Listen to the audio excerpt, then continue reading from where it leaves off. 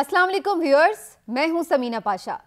Viewers, आज सबसे पहले आपको बताएंगे कि लाहौर हाई कोर्ट ने एक तारीखी फैसला जो दिया है वो वाकई कितना तारीखी है और उसके ऊपर कितना तारीखी अमल दरामद होगा या नहीं, इसके ऊपर बात करेंगे। उसके साथ साथ आपको मैं बताऊंगी कि जो तौहीन मजहब का ननकाना साहब में वाक़या पेश आया है उसकी क्या वजूहात हैं और इस तरह के वाक़यात को किस एंगल से देखने की ज़रूरत है। और आखिर में बात करेंगे किफ़ायत शारी मुहिम के हवाले से, जिसमें ये तय किया गया हुकूमत की जानिब से और उसकी वजह पीछे IMF का डंडा ही है कि जनाब किस तरह से अपने जो अखराजात हैं उन्हें कम किया जाए, उस पर कटौती लगाई जाए। वो क्या हो सकती हैं तजावीज़, उसके ऊपर भी आपको दिलचस्प तज्जिया पेश करूंगी। तो सबसे पहले ज़रा बात हो जाए अदालत के फैसले की। व्यूअर्स, आपको याद होगा कि कल जो मैंने वीलॉग किया था उसके आखिर में मैंने ये बात की थी, उस वक्त तक अदालती फैसला आया नहीं था और मैंने कुछ तहफ़्फ़ुज़ात का इजहार किया था कि मुझे उम्मीद तो यही है कि फ़ैसला यही आएगा कि आप इलेक्शन 90 दिन के अंदर कराने में पाबंद हैं, कराने के लिहाजा आप डेट अनाउंस करें, तो इसके लिए तैयारी करें, इसके लिए जितनी भी मुशावरत है, जो भी आपको ताउन दरकार है वो लें और ये काम करें, यही आपका काम है। ये कोई ऐसा हैरत अंगेज़ फ़ैसला नहीं था और इसको एक्सपेक्ट भी सब यही कर रहे थे कि यही होना चाहिए था। लेकिन इसके बावजूद भी मैंने आखिर में उस पर ये कहा था कि मुझे कुछ डाउट्स ज़रूर हैं कि क्या वाकई जो भी फैसला आएगा उस पर अमल दरामद होगा या नहीं। ये अपनी जगह एक सवाल है, तो आज उसी सवाल के ऊपर मैं थोड़ी बात करना चाह रही हूँ। जस्टिस जवाद हसन ने ये फैसला दिया लाहौर हाई कोर्ट का सिंगल रुकनी बेंच, और उन्होंने अकेले ही समाअत की और अकेले ही फैसला भी दिया। और इस समाअत के दौरान तमाम इदारों ने यही आके उज़र पेश किए कि हम ये काम नहीं कर सकते, इसमें मदद नहीं कर सकते। सिक्योरिटी वाले आ गए जी, हम सिक्योरिटी नहीं दे सकते। इलेक्शन कमीशन आ गया जी, हमारे पास इंतजामात मुकम्मल नहीं है, हल्का बंदियाँ नहीं हैं, ये नहीं है, वो नहीं है। हुकूमत वाले आ गए जी, हमारे पास इस वक्त वसाइल नहीं हैं, हम अखराजात के लिए बजट नहीं दे सकते। तो न जाने क्या क्या हर किसी ने अपनी तरफ से कोशिश की कि आके हाथ खड़े कर दें कि जनाब हम इलेक्शन नहीं करा सकते। लेकिन इसके बावजूद भी चूंकि आइन इतना क्लियर है इस मौजू के ऊपर, इसमें कोई इफ एंड बट है ही नहीं, तो ये बड़ा ही एक मुतवक्के फैसला था। इसके अलावा जज साहब के पास कोई ऑप्शन नहीं था कि वो ये फैसला ना देते, क्योंकि इसके अंदर अगर कोई इब्हाम होता या इसकी किसी और तरह से तशरीह की जा सकती तो फिर शायद कोई उनके पास मार्जिन होता। लेकिन जितना क्लियर है आइन इसके ऊपर, तो इसके अलावा कोई फैसला आना ही नहीं चाहिए था। मज़े की बात यह है कि ये एक बिल्कुल टू द पॉइंट किस्म का फैसला है और उसके ऊपर जज साहब को इतनी ज़्यादा खराज तहसीन पेश की जा रही है, इतनी पजीराई हो रही है उनकी सोशल मीडिया पर, मीडिया पर, कि मैं ये सोचने पर मजबूर हो गई कि अब हमने कानून और इंसाफ का ये हाल कर दिया है, इसको यहाँ तक पहुँचा दिया है कि अगर कोई शख्स आइन के मुताबिक या कानून के मुताबिक फ़ैसला दे रहा है तो हम उसको इतना आसमान पे बिठा रहे हैं। मतलब मुझे जज साहब को मैं नीचे नहीं लाना चाह रही, ना मुझे उनकी तारीफ़ पे कोई एतराज़ है, मैं भी खुश हूँ कि अच्छी बात है कि उन्होंने आइन के मुताबिक फ़ैसला दिया। लेकिन मैं ये बात आपको मैं दूसरा एंगल कर रही हूँ। मैं ये बात कह रही हूँ कि आप अंदाज़ा लगाएं कि जजेस का काम और क्या है, यही है ना, इसीलिए जज होते हैं कि आपने आइन और कानून के मुताबिक फ़ैसला करना है। लेकिन हमारे मुल्क में ये इतना कहत पड़ चुका है ऐसे जजेस का जो आइन और कानून के मुताबिक फ़ैसले करें कि अगर जब उनमें से खाल खाल कोई निकल कर फैसले उस तरीके से करता है तो हमें वो हैरत भी होती है और हम उसको इस तरह फिर उसकी पजीराई करते हैं कि जैसे उसने कोई बड़ा अनयूजुअल काम किया है, जो कि उसका काम ही बुनियादी ये है, यही उसे करना है। लेकिन वो हमारे लिए एक एक्स्ट्राऑर्डिनरी चीज़ बन जाता है हमारे इस मुल्क में। तो मुझे बेसिकली जो अफसोस है वो हमारे इस सिस्टम के इस लेवल पर आने पर है। इस बात पे नहीं है कि जज साहब को क्यों तारीफ़ की जा रही है, जज साहब वाकई लायक तहसीन है। ना जाने उन पे भी कोई प्रेशर हो, ना जाने उनको भी दबाव बर्दाश्त करना पड़ा हो, ना जाने उनका क्या उसके ऊपर कॉन्सिक्वेंसेस हों उनके लिए, लेकिन उन्होंने फिर भी आइन और कानून के मुताबिक ये फैसला दिया, तो वो लायक तहसीन है। लेकिन अगैन वही बात है कि आप देखें कि अंदाज़ा लगाएं कि सिचुएशन हम कहाँ पर ले आएँ अपने मुल्क में कानून और इंसाफ की। बहरहाल इस फैसले के आने के बाद एक मुकम्मल सकूत सा नज़र आ रहा है, खामोशी सी है। मतलब आम तौर पर अगर कोई बड़ा फैसला आता है तो उसके बाद फौरी तौर पर जो हुकूमत वक्त है उसके ऊपर कोई रिएक्शन देती है कि हाँ जी ठीक है, ये फैसला आ गया है, अब आपने जो कह दिया है उस पर मिन्नो और अमल होगा, अदालत के फैसले के खिलाफ नहीं जा सकते। दो तरह के रिएक्शन आ सकते थे ना, आके हुकूमत कहती है कि जी आइन और कानून के खिलाफ फैसला दे दिया, ये बिल्कुल गलत फैसला दे दिया, जज साहब ये कर दिया, जज साहब वो कर दिया। कोई जैसे पहले एक जुडिशरी के खिलाफ हमने देखा कि कैंपेन शुरू हो जाती है अगर अगेंस्ट फैसला आ जाए। और दूसरा रिएक्शन ये हो सकता था कि भाई जज साहब का फैसला सर आंखों पर, हम मिन्नो अन अमल करेंगे। मजे की बात यह है कि दोनों ही रिएक्शंस हमें उस तरह से नजर नहीं आ रहे हैं। बिल्कुल खामोशी है हुकूमत की सफ़ों में, ऐसे कि जैसे कोई सफ़े मातम में आग बिछ गई है, या जैसे कुछ सुझाई नहीं दे रहा कि कहना क्या है, या जैसे कोई प्लानिंग जो है वो समझ में नहीं आ रही कि करें क्या, या जैसे कोई मौत हो जाती है तो कोई खामोशी सी हो जाती है। तो इस तरह का सूरत हाल है हुकूमत के कैंप में। कोई आवाज़ ही नहीं निकल रही कि कोई आके कोई वेलकम कर ले कि जी ठीक है हम करवा देंगे इलेक्शन, अब अदालत ने कह दिया। कोई चक्कर ही नहीं, कोई रिएक्शन नहीं नज़र आ रहा। वो रिएक्शन नज़र क्यों नहीं आ रहा, अब इस पर आ जाए। वो रिएक्शन इसलिए नज़र नहीं आ रहा क्योंकि इनके पास बज़ाहिर कहने के लिए कुछ नहीं है, या कि अब क्या कहें कि जी आइन और कानून के मुताबिक नहीं है फैसला। कैसे ये कह सकते हैं, क्योंकि आइन तो इस पर बड़ा क्लियर है। तो फिर वो दूसरी और क्या बात उसमें उज़र पेश करें। ज़्यादा से ज़्यादा ये कह सकते हैं आके कि जी जज साहब ने ग्राउंड रियलिटीज़ को नहीं सामने रखा और फैसला दे दिया। यानी दूसरे अल्फाज में फिर इसका मतलब ये होगा कि ये कह रहे हैं कि नज़रिया ज़रूरत क्यों नहीं इस्तेमाल किया गया। और यही वो नज़रिया ज़रूरत है जिसके खिलाफ खुद चीख चीख के सबने आसमान सर पे उठा लिया था जब कासिम सूरी साहब की जो रूलिंग था वो वाला केस चल रहा था। आपको याद होगा कि जी नज़रिया ज़रूरत नहीं आना चाहिए। वो सारे बड़ी मिसाल देते थे कि जनाब इंसाफ करो चाहे आसमान गिर पड़े। तो अब जब इंसाफ किया है तो चाहे आसमान गिरे या ज़मीन फटे, अब आपको फैसले पर अमल दरामद कराना चाहिए। इंसाफ तो यही है ना, क्योंकि आइन तो क्लियर कह रहा है कि 90 दिन में कराओ, यही जज साहब ने कहा है तो फिर कराएं। लेकिन अब ये है कि अब किसी तरह से कोई भी हरबा आजमा के, कोई गैर आइनी तरीका करके, अभी तक वो इस बात पे बज़िद है कि इलेक्शन नहीं कराने। और अब इसके लिए क्या उसका कोई फार्मूला बनाया जाएगा, ये आपको चंद दिनों में सामने आ जाएगा।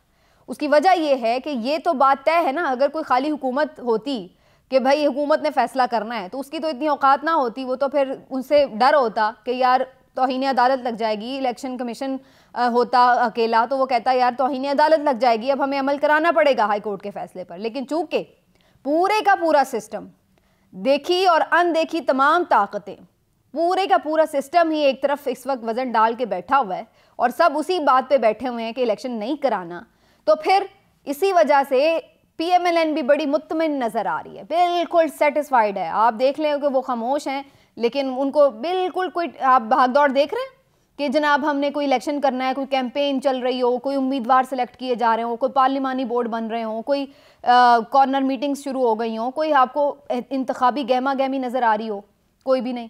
मरियम ज़रूर एक वो थोड़ा बहुत वो कन्वेंशन टाइप कुछ कर रही हैं, लेकिन वो इंतखाबी सियासत तो नहीं है। जाहिर सी बात है वो तो बुनियादी तौर पर उम्मीदवारों की सिलेक्शन से शुरू होगी ना। तो किस्सा मुख्तसर ये है कि अब भी एक वार किया जाएगा। और इस सिलसिले में मैं आखिर में जो इजाज़ुल हक साहब की खबर है वो ज़रूर आपके साथ शेयर कर लूँ। इजाज़ुल हक साहब ने एक ट्वीट किया है और उनका ये कहना है, और इजाज़ुल हक साहब वो आदमी है जिनको इस्टेब्लिशमेंट के काफ़ी करीब समझा जाता है और अक्सर लोग उनकी जो मुख्तलिफ ख़बरें होती हैं उसको बड़ा ट्रस्ट भी करते हैं, जो कि होती भी हैं, नॉर्मली सही होती हैं। उन्होंने एक खबर दी है जी ट्वीट करके कि जैसे ही हाई कोर्ट का ये फैसला आया है तो उसके बाद हुकूमती मेंबरान पर मुश्तमिल एक वफ्द पहुंचा है अपने बड़ों के घर और वहाँ जाके उन्होंने डेरे डाल लिए हैं, मुंह लटका लिए हैं और उन्होंने कहा है कि भाई अब इसका करें बंदोबस्त, हमने इलेक्शन नहीं लड़ना। तो अब ये एक बड़ी मीटिंग वहाँ पर शुरू हो चुकी है, हुई है। उसमें क्या तय किया है वो अभी हम देखते हैं, आने वाले दिनों में वो निकल के बिल्ली थैले में से बाहर आ जाएगी। लेकिन बहरहाल ये अभी तक इसी बात के ऊपर कन्विंस हैं कि जनाब हमने इलेक्शन नहीं कराने हैं, उसके लिए अब इन्हें एमरजेंसी लगानी पड़ेगी या कुछ और करना पड़ेगा, वो आप देख लेंगे। लेकिन इलेक्शन नहीं कराने, ये अभी पूरा जोर एक दफ़ा फिर हल्ला जिसको कहते हैं ना पूरा बोला जाएगा, एक पूरा आखिरी वार किया जाएगा, एक आखिरी हरबा आजमाया जाएगा इलेक्शन रोकने का। तो ये है जी अदालती फैसले की कहानी। देखते हैं कि अदालत उसका पास कितना रख पाती है, उसको उस फैसले पर अमल दरामद करवाने के लिए कितना आगे जा सकती है, ये देखना होगा। फिर अदालतों के ऊपर बड़ा बोझ आ जाएगा। आगे चलते हैं जी। अफसोसनाक वाक़या पेश आया ननकाना साहब में, जहाँ पर तौहीन मजहब के इल्ज़ाम में एक शख्स को हुजूम ने मार मार कर मौत के घाट उतार दिया। ये वाक़या कोई अपनी नौयत का पहला वाक़या नहीं है। पाकिस्तान में इससे पहले कई ऐसे वाक़यात हो चुके हैं रूनुमा, जिसमें हमने देखा है कि बहुत सारे ऐसे लोग जिनके ऊपर तौहीन मजहब का इल्ज़ाम लगाया गया है, उनको मॉब ने अपने ही हाथों सज़ा दे दी। ये एक अजीब सी बात है हमारे मुल्क में कि कानून का गलत इस्तेमाल जो है वो हमें नज़र आता है। मैं इसको ये नहीं कह रही कि उसने तौहीन मजहब नहीं की होगी या की होगी, ये तो, लेकिन मैं यही कह रही हूँ बुनियादी तौर पर कि ये फैसला करना मेरा या आपका काम नहीं है। इसमें लॉ जो है वो बड़ा ही क्लियर है। कोई भी हुजूम ये तय नहीं करेगा कि किसी ने क्या किया है और उसके ऊपर क्या उसे सज़ा मिलनी चाहिए। इसके ऊपर बाकायदा एक पूरा प्रोसेस है, ट्रायल है, उसकी बुनियाद पर आपकी जो रियासत है वो ही इसका फैसला करेगी। ये अवाम के हाथ में नहीं है कि कोई भी आके उठ के ये फैसला कर ले कि किसने क्या किया है। मुबैना तौर पर इस शख्स ने तौहीन कुरान की है, कुरान के औराक के साथ वो कुछ गलत इस्तेमाल कर रहा था, जिसके बाद पुलिस ने उसे पकड़ भी लिया था। ये नहीं है कि वो कोई आज़ाद घूम रहा था, पुलिस ने उसको पकड़ लिया था, वो थाने में था। लेकिन उसके बाद फिर मसाजिद से ऐलान हुए, लोगों ने शोर मचा के गली मोहल्ले से लोगों को इकट्ठा कर लिया और फिर वो सारे मिलकर पहुंच गए थाने, धावा बोल दिया, थाने में भी तोड़फोड़ की और बंदे को छुड़ा के बाहर निकाला और उसके बाद फिर उसको मार मार के मौत के घाट उतार दिया। अब ये सूरत हाल 2-3 चीज़ों पर आपको इस पर नज़र रखनी पड़ेगी। पहली बात तो ये कि पाकिस्तान के इमेज के लिए ये बड़ी ख़राब बातें होती हैं। जब भी ऐसा कोई वाक़या आता है तो बाहर इस तरह की चीज़ों को बहुत ज़्यादा हाईलाइट किया जाता है और ये तासुर दिया जाता है कि पाकिस्तान में एक तो ये कि लोग बहुत मजहबी तौर पर इंतहा पसंद है, नंबर 1। नंबर 2 ये कि वो ये कहते हैं कि जनाब कोई भी आपके मुल्क में जो है आइन और कानून नाम की कोई चीज़ नहीं है, क्या बालादस्ती नहीं है कानून की, लोग जिसका दिल करे जो चाहे करता फिरे मॉब किसी के साथ भी। इससे पहले आपको याद होगा जो श्रीलंकन शहरी के साथ भी अफसोसनाक वाक़या पेश आया था सियालकोट में। तो ये भी फिर एक जो ओवरऑल पाकिस्तान का इमेज है वो काफ़ी इसमें ख़राब होता है।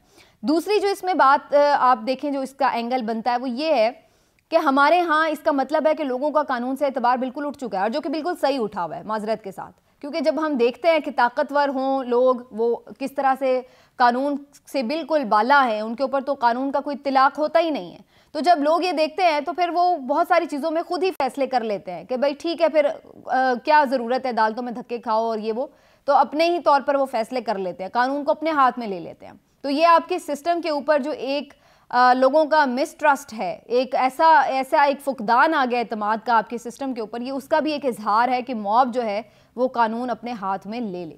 और तीसरा अगेन जो पाकिस्तान में एक जहालत है, जो एक आपकी कम तालीम याफ्ता लोग हैं, ये भी एक बड़ी वजह है कि जिस तरह से लोगों को मैनिपुलेट किया जाता है उनके जज्बात को, क्योंकि आमतौर पर लोग मज़हब के लिए बहुत इमोशनल होते हैं, तो उनको किस तरह से एक्सप्लॉइट किया जा सकता है, ये उसी तरह की एक एग्जांपल होती है कि जब आप उन्हें मज़हब के नाम पर लोगों के जो अजहान हैं उनको उनके साथ खेलते हैं, उनके जज्बात को वरगला के इस्तेमाल करते हैं। तो ये ऐसी ही कोई सूरत हाल है।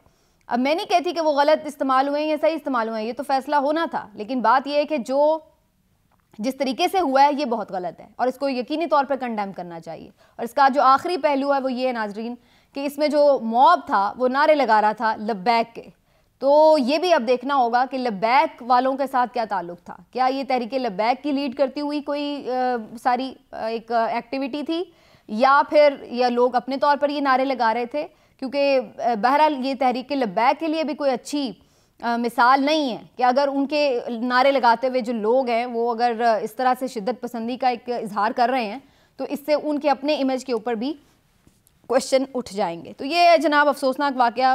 वी होप कि रियासत हमारी इतनी स्ट्रॉन्ग हो कि इंसाफ हो सके और लोग इस तरह से सड़कों चौराहों पर अपने तौर पर इंसाफ ना करते फिरें।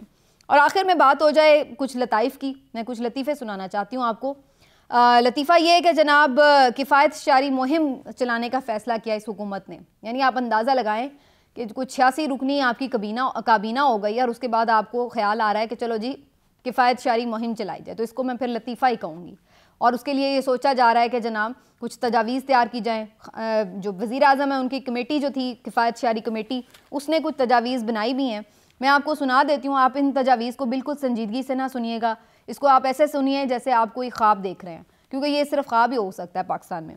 मिसाल के तौर पर इसमें यह कहा गया है कि जनाब जो फ़ौज है उसके जो गैर अस्करी यानी नॉन कॉम्बैट किस्म का बजट है उसमें 15% कटौती कर दी जाए। फिर इसमें यह कहा गया है कि जनाब मुख्तलिफ जो मुलाजमीन है सरकारी, ब्यूरोक्रेट्स हों, जजेस हों, मुसल्लह अफवाज के अफसरान हों, उनको एक से ज़्यादा प्लॉट्स ना दिए जाएँ और अगर पहले ही से कोई प्लॉट अलॉट हो गए हैं तो उनको जो है वो कर दिया जाए, नीलाम कर दिया जाए। फिर उसके बाद इसमें ये कह रहे हैं कि जनाब बड़ी गाड़ियां जो सरकारी अफसरान हैं वो इस्तेमाल ना करें। फिर इसमें कहा गया है कि जनाब सरकारी ख़जाने से किसी को भी 5 लाख रुपए महाना से ज़्यादा पेंशन ना दी जाए।